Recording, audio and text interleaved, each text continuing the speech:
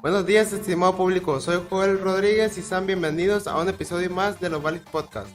El día de hoy hablaremos sobre la rehabilitación de lesiones en el beisbolista, un tema que es necesario e indispensable saber para alguien que practica el béisbol.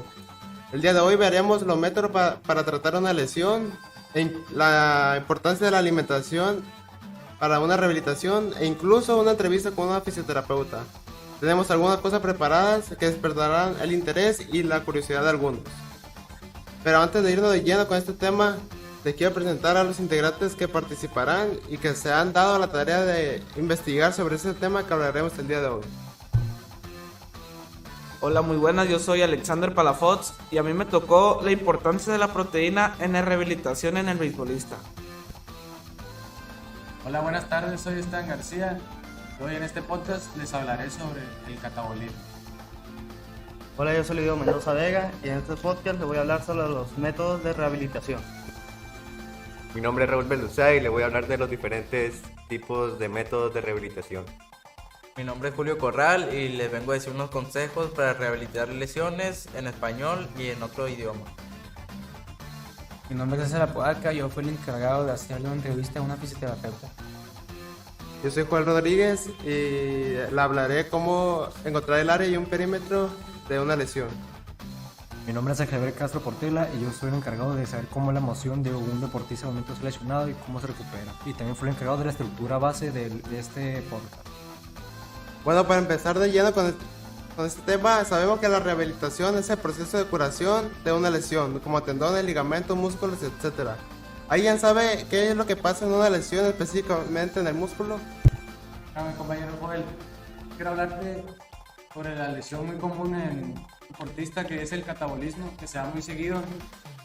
Mira, el catabolismo en sí es la parte del proceso metabólico que consiste en la degradación de nutrientes con el fin de extraer de ellos energía útil para la lesión.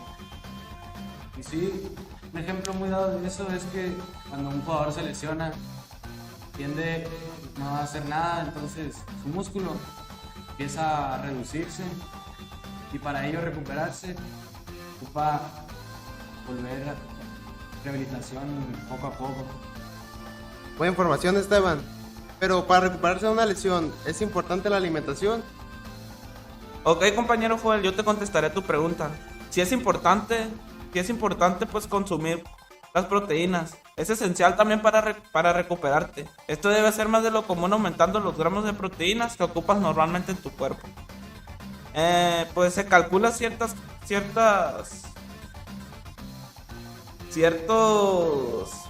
números, se podría decir, porque pues para una persona hay que multiplicarse 0.8 por su peso para así sacar pues su porcentaje de proteínas que debe de consumir. Gracias, Palafox. Pero aparte de la alimentación, también en las lesiones se trata con agentes físicos. ¿Saben cuáles son? Así es, pues. Uno de estos 7 agentes físicos podrían ser fomentos de calor y hielo, que sería buena idea, pero lo mejor que sería es usar radiación o corrientes eléctricas, que esto te serviría para tener un funcionamiento más óptimo y mejor, y al momento de regresar de la lesión, el jugador lesionado se sienta aún mejor a la hora de jugar o de entrenar. Gracias, Luis. Pero en el béisbol hay ciertas lesiones que aparecen con más frecuencia. ¿Es así?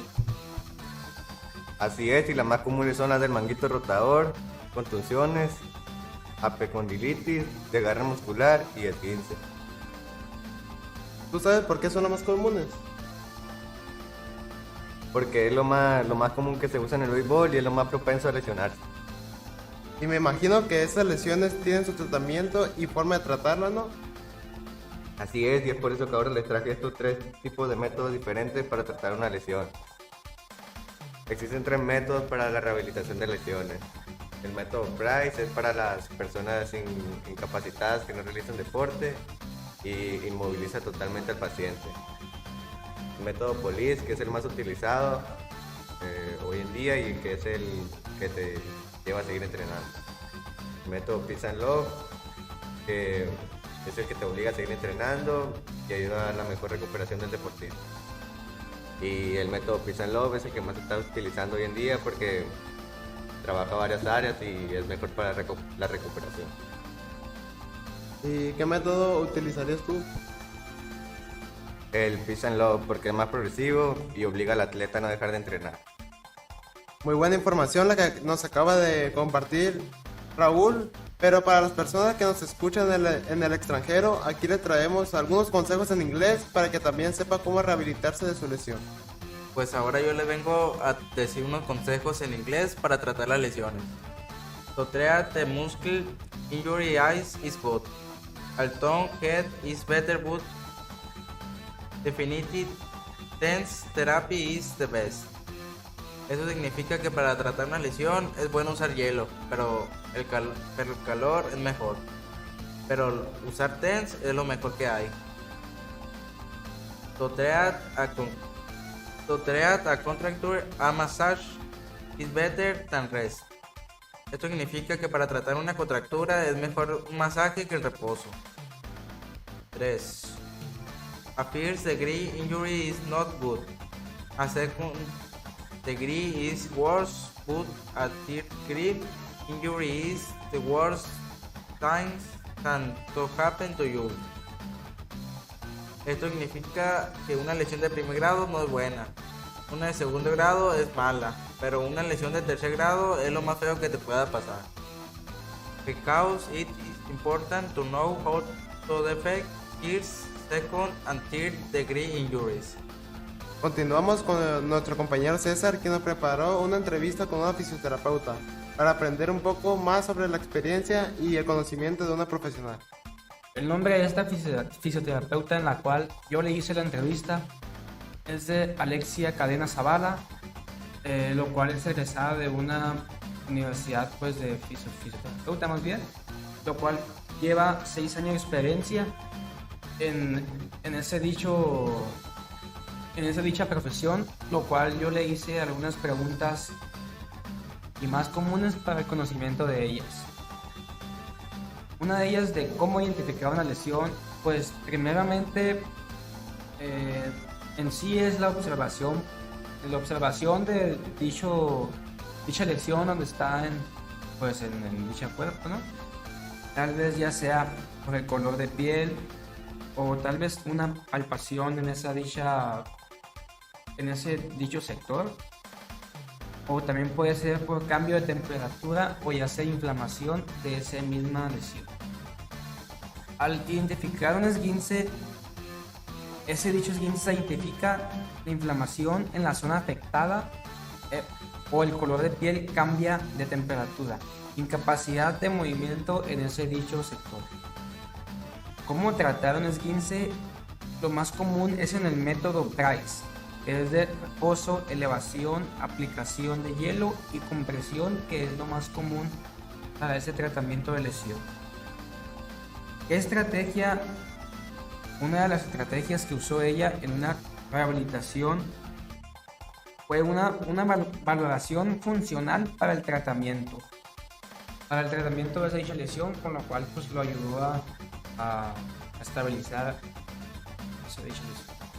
Y uno de los métodos para identificar cualquier lesión pues puede que sea la electroterapia, el ultrasonido portátil, la pistola de percusión y la camilla portátil, ligas de resistencia y mancuernas pequeñas.